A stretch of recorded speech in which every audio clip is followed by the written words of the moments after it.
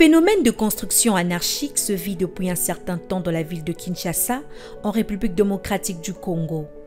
Après plusieurs démolitions dans les zones en infraction avec les règles urbanistiques, certains habitats informels, situés dans le site de la baie de Ngaliema, ne seront pas épargnés par l'opération Tolérance Zéro, initiée par le ministre de l'Urbanisme et Habitat Crispin Mbadou, en raison de non-respect de normes urbanistiques en vigueur dans cette partie de la capitale.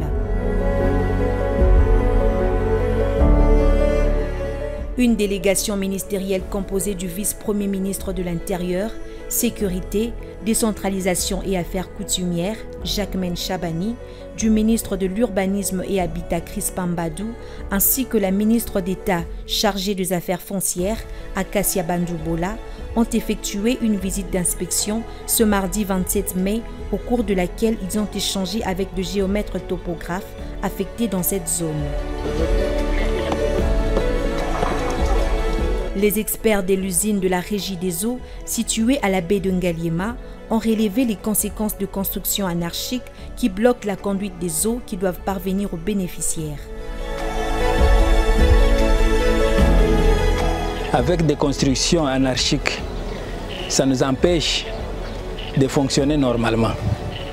Pourquoi? Parce que ces constructions ont tout dérangé, disons dans le sens qu'il y a d'abord rétrécissement, il y a de la rivière Gombe. Parce que cette rivière donnait vers ici pour aller entrer disons, au niveau du fleuve. Mais maintenant, elle est déviée.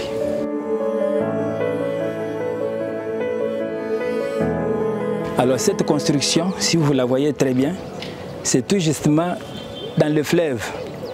Parce que l'eau venait jusqu'à ce niveau. Donc toute cette baie ici est entamée.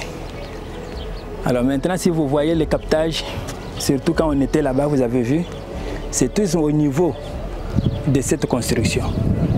Et pourtant, c'est une usine qui dessert 9 communes.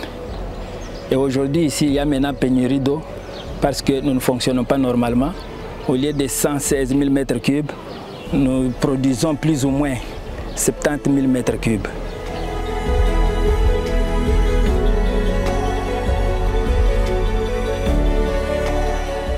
Pour ce faire, le chef de cette délégation ministérielle, Jacquemaine Chabani, a évoqué l'importance de cette visite axée sur la délimitation de zones à détruire.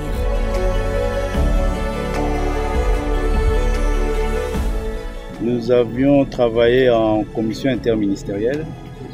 Nous avions reçu un rapport de cette commission à laquelle participe la ville de Kinshasa sur l'identification des zones de construction anarchique, des zones non aedificantes, là où malheureusement on a des constructions d'habitation. Et il fallait absolument que nous puissions nous-mêmes descendre pour réaliser exactement le travail fait, la délimitation des zones à détruire. C'est principalement ce que nous sommes venus faire aujourd'hui avec les deux collègues et la ville de Kinshasa et les différents services. Donc nous avons identifié les zones à détruire.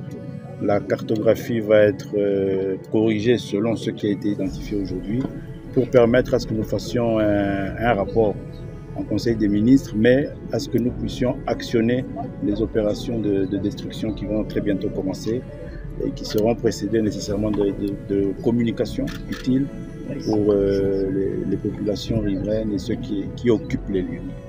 Donc c'est pour dire que très bientôt, de ce côté-ci, sur la baie de Ngaliema, nous allons entamer les opérations de destruction des constructions anarchiques. Mais pourquoi il y a l'eau comme ça?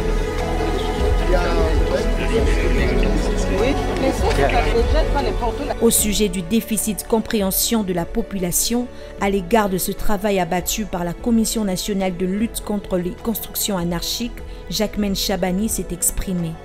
C'est par souci et nécessité de protection de nos populations. Je crois que nous avons tous eu malheureusement l'occasion de vivre il y a quelques mois des inondations extrêmement graves et dangereuses qui ont endeuillé la ville de Kinshasa. Et tout cela est non seulement le fait des intempéries, du changement climatique, mais aussi le fait des hommes à travers certaines constructions dans des zones non autorisées. Et c'est comme ça que le gouvernement, l'État prend ses responsabilités à travers la ville de Kinshasa aussi pour essayer de réglementer, réguler, corriger toutes ces questions pour principalement protéger nos populations.